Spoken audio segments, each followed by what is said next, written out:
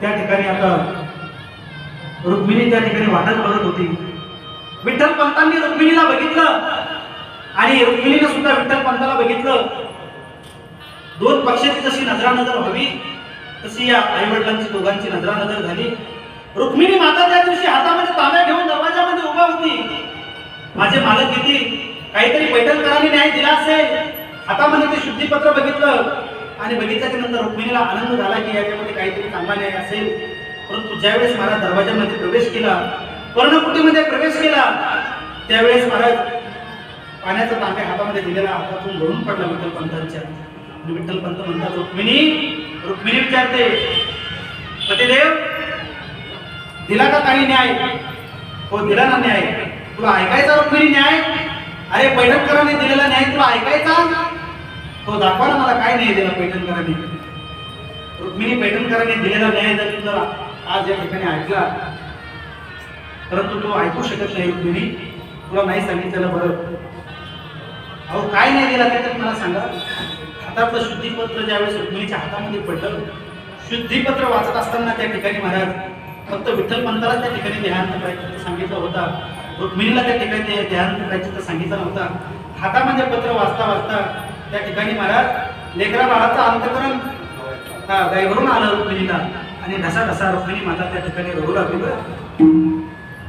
परंतु महाराज अश्रू आज जिरवत त्या ठिकाणी सर्व प्रकार त्या ठिकाणी वाचला आणि सर्व प्रकार वाचल्याच्या नंतर त्या दिवशी महाराज ठरवलं की आपले मालक त्या ठिकाणी देहांत प्रायचित्त घेण्यासाठी जाणार आहेत.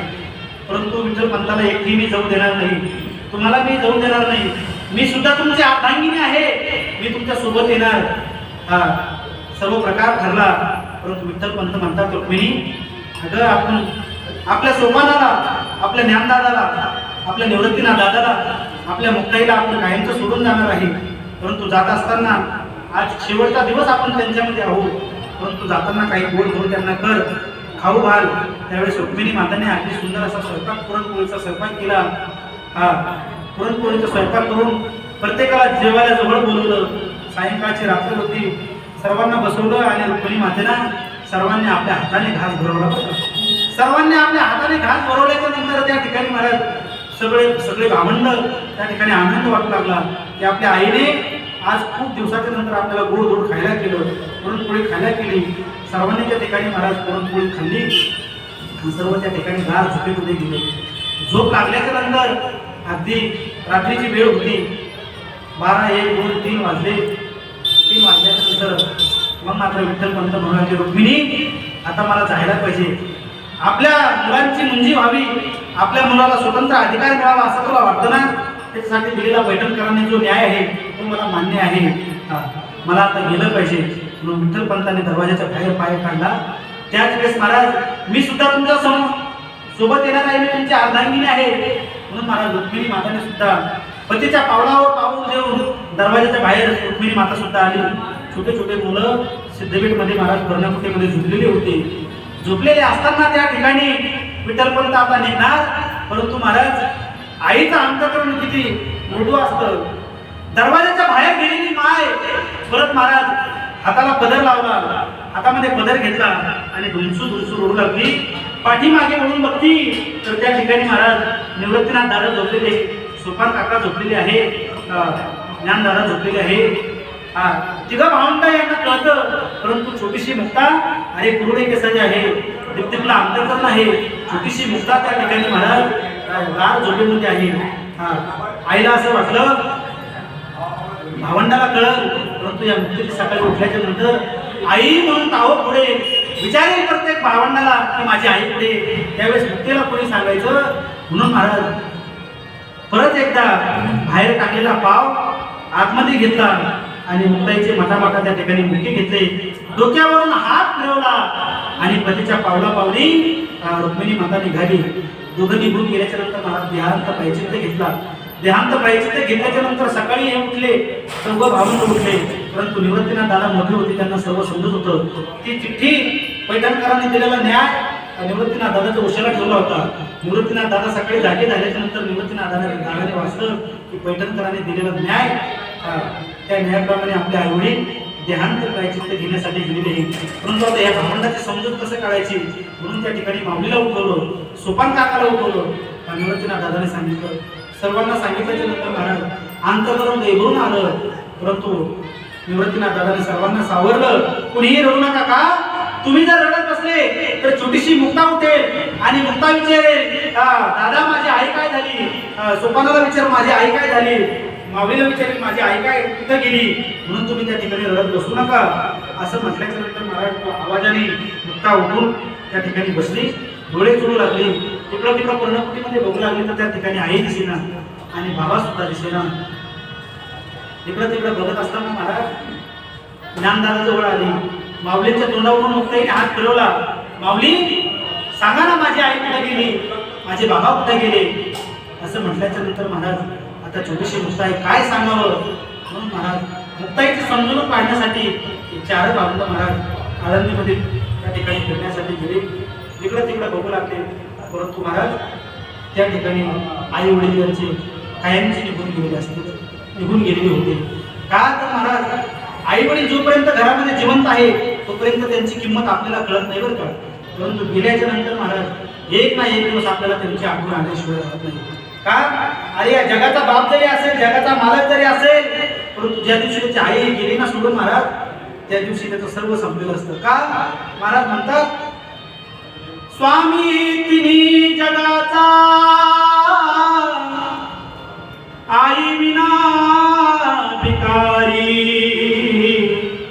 आई विना भिकारी.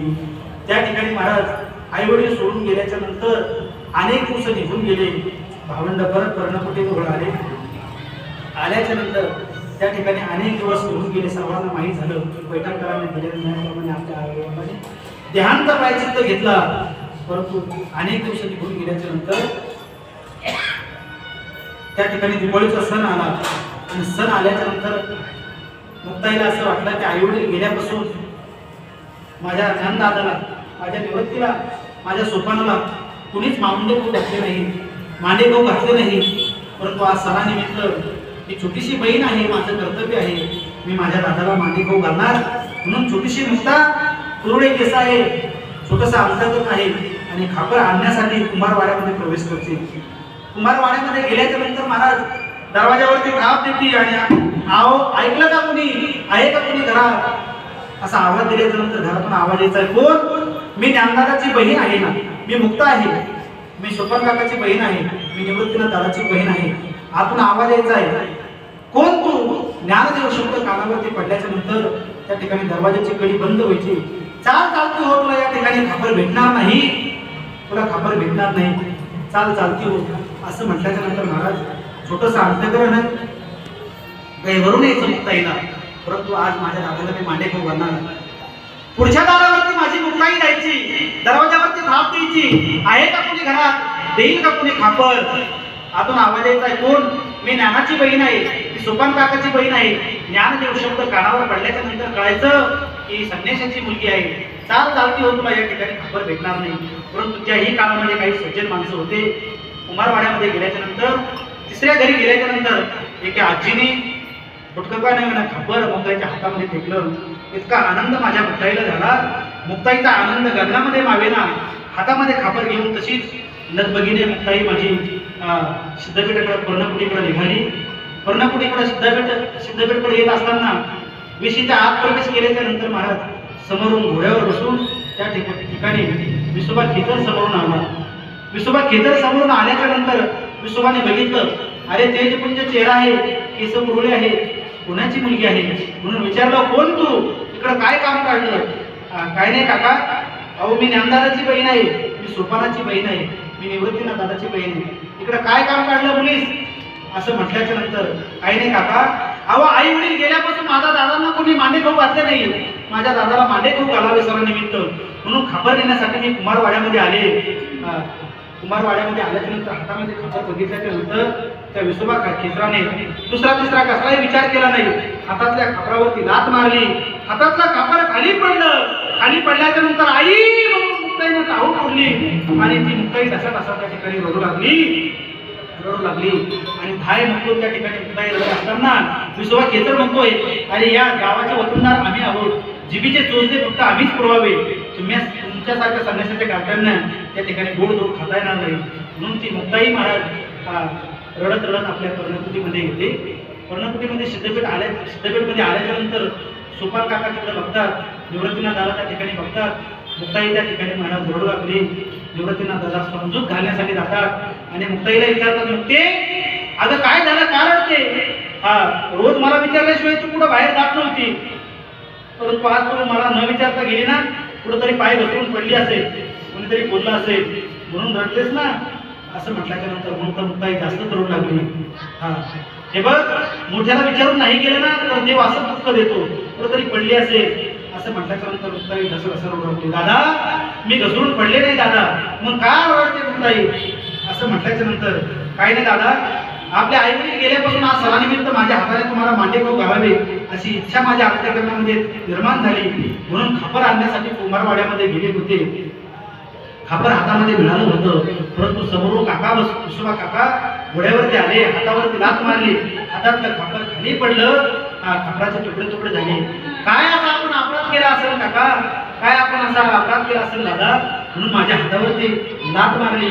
असं म्हटल्याच्या नंतर त्या ठिकाणी महाराज निवृत्तीनाथ दादाचं आणि मुक्ताईचं ते संभाषण चालतं होतं, जे बोलणं चाललं होतं, कर्णकुटीच्या बाहेर उभा राहून ज्ञानोबा राय माऊली त्या ठिकाणी महाराज दोघांचं चाललेलं संभाषण कर्णकुटीला कान देऊन त्या ठिकाणी ऐकत होते आणि त्या ठिकाणी मुक्ताई ढासढास रडत होती. कर्णकुटीचा दरवाजा उघडला आणि ज्ञानोबा राय म्हणते, मुक्ते तुझी इच्छा आहे ना की आई वडील गेल्यापासून, आई बाबा गेल्यापासून आम्हाला मांडेगाव घालावे? मग मधुकर मागून आणलेलं ते पिठाचा तू मांडा थापायला सुरुवात कर, अवघ्या 2 मिनिटांमध्ये तुला मी खापर आणून देतो. असं म्हटल्याच्या नंतर महाराज त्या ठिकाणी मुक्ताईने मांडा थापायला सुरुवात केली. मी का बोलतो लक्षात घ्या बरं का, दया क्षमा. त्या ठिकाणी महाराज मुक्ताईने त्या ठिकाणी मांडा थापायला सुरुवात केल्यानंतर मांडा तयार झाला आणि सांगितलं, हो माऊली ज्ञानदादा माझा मांडा थापून तयार झाला, द्या ना मला खापर. त्यावेळेस महाराज ज्ञानोबा कोण होते? हो ज्ञानराज माझी योग्याची माऊली होते महाराज. ज्ञानोबाईने काय केलं, आपलं योग सायाशाने आपल्या अंगातली त्या ठिकाणी कोंबडी काढली, बन्यान काढली आणि त्या ठिकाणी आपला जठराग्नी योग मायाने एवढा लालबंद केला, तापवला आणि पार तापल्याच्या नंतर मुक्ताईने सांगितलं, मुक्ते टाक माझ्या पाठीवरती मांडा. मुक्ताईने माऊलीच्या पाठीवर मांडा टाकला आणि त्या ठिकाणी तो पाठीवरला मांडा त्या ठिकाणी भाजला बरं का. भाजल्याच्या नंतर महाराज चौघ भाऊ अगदी आनंदाने किरण महाराज ते खाऊ लागले. खात असताना त्या ठिकाणी महाराज विसोबाच्या मनामध्ये विचार आला, अरे आज सणानिमित्त मुक्ती खापर नेण्यासाठी आली होती, परंतु सणानिमित्त या ठिकाणी काय खातात म्हणून बघण्यासाठी परत सिद्धपेठमध्ये आला. त्या मांड्याचा वास लांब येऊ लागला. लांब येत असताना त्याला वाटलं की काहीतरी यांनी केलं असावं, म्हणून महाराज तो विसोबा खेचर खिडकीमधून बघू लागला की हे भावंड काय खातात. त्यावेळेस महाराज ते भावंड त्या ठिकाणी मांडा खात होते, पाठीवरती तापलेला त्या ठिकाणी भाजलेला मांडा खात होते. परंतु महाराज खिडकीतून बघताना ज्ञानोबाईची आणि विसोबा खेचराची नजरानजर झाली बरं का, नजरानजर झाली. परंतु ज्ञानोबाई त्याच्यावर रागवले काय? माऊली त्याच्यावर रागवले नाही का? तर माऊलीने जर ठरवलं असतं आणि त्याच्याकडे जर रागाने जरी बघितलं असतं तर विसोबा जळून खास झाला असता, परंतु माऊली त्याच्यावर रागवले नाही. उलट माऊली म्हणतात, अशा लोकांचं काय जावं, जो खळपणा आहे तो यांच्या जीवनातला गेला पाहिजे. म्हणून जे करायचे सांगतो दया शेतकरी मेरे ती वाढू. ज्ञानोबाईने जर ठरवलं असतं तरी जळून खाक झाला असता. का तर कळील ते काय नव्हे महाराज, बरी पाये बीज शुद्धांनी, काय नसतं करता आलो. परंतु महाराज म्हणतात किती दया ज्ञानोबाच्या ठिकाणी होती, म्हणून दया क्षमा करण्याची क्षमता सुद्धा माऊलीच्या ठिकाणी होती. म्हणून क्षमा, किती क्षमा करण्याची क्षमता होती. अहो पैठण गावातील एक येवन नाथ महाराजांच्या अंगावरती 108 वेळा पान फोडून थुंकला बरं का. पान फोडून थुंकल्याच्या नंतर